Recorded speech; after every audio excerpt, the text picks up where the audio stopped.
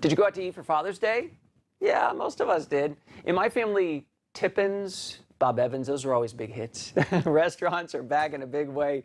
And so are complaints. A new report finds customers are losing patience. And it's more than just low staffing levels. So let's bring in Lisa Miller. She's a consumer marketing strategist and former executive with some big companies and published this brand new study. Lisa, good to see you again. So about half of respondents you found were upset that people weren't wearing a mask in restaurants. They want them to, what, wear a mask while they eat?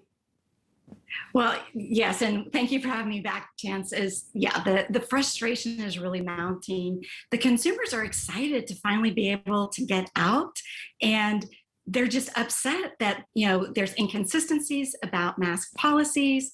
There is frustration about the staffing, and don't forget, you might not be able to get your favorite food. So yes, frustrations are mounting, and masks tops the list. Yeah, if you go to Tippins and they don't have French silk pie, you are in big trouble. So let me talk about some other stuff that you found here. A big concern is over prices. We know inflation is up right now. I think it's like 5% at this point. Wages are going up. That's all included in this. Food costs more. Yeah, there's so many things that are contributing. So yes, inflation is a big problem.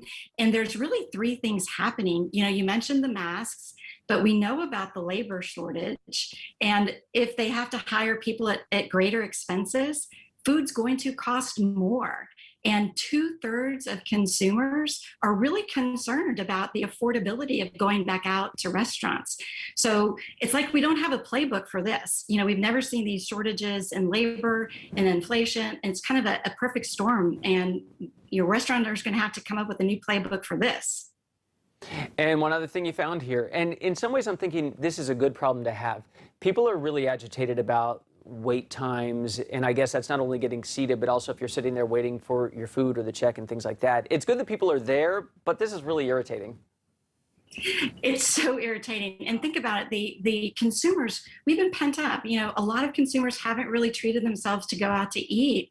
And then, if there's not enough cooks in the back of the kitchen, there's not enough servers, there's just waiting. And the whole thesis I've been working on is the journey back to joy.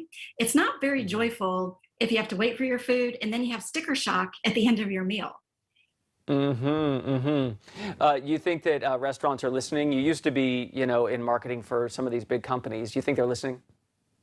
I think I hope so. And trust me, I have been telling all of my colleagues in the restaurant industry about this because it's a hard choice, because if the restaurants are open at 100% capacity, most, across the country they are. If you're not staffed at 100%, then maybe you shouldn't be seating everybody. And that's a hard choice.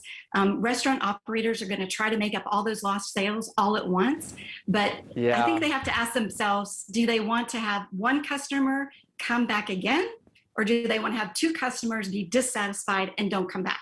And that's a hard choice. Better to turn people away than get a bad Yelp review. Lisa Miller, thank you so much. Thank you.